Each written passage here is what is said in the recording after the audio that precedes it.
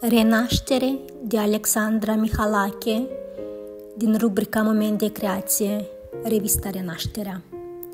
E viața neajunsul cel mai mare, uităm ades ce înseamnă a trăi și ne sfârșim în trista zbuciumare, sperând că vom renaște într-o zi.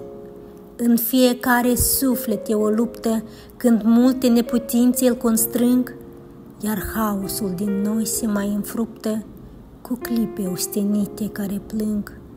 Și fiecare viață reîncepe când te desparți de iarnă și dureri. Numai atunci ființa va percepe ce înseamnă azi și ce înseamnă ieri.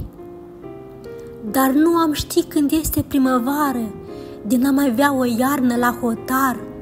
Aceasta este arta cea mai rară, de a privi o clipă ca pe un dar. Nu poți renaște fără de credință, nici fără lacrimi, doruri sau tristeți, căci soarele răsare într-o dorință doar dacă vezi amurgul dintre vieți.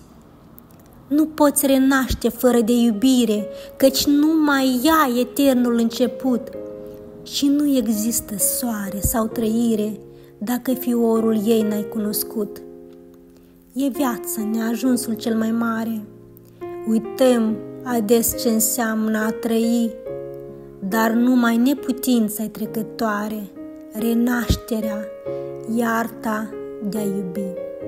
Vă invităm pe 24 martie la Roma să practicăm arta iubirii, arta cunoașterii. Vom fi bucuroși să vă avem aproape la aniversarea renașterii a unui an a acestui proiect și să aducem împreună în inimile și în viețile noastre armonia, pacea, liniștea, transformarea, evoluția.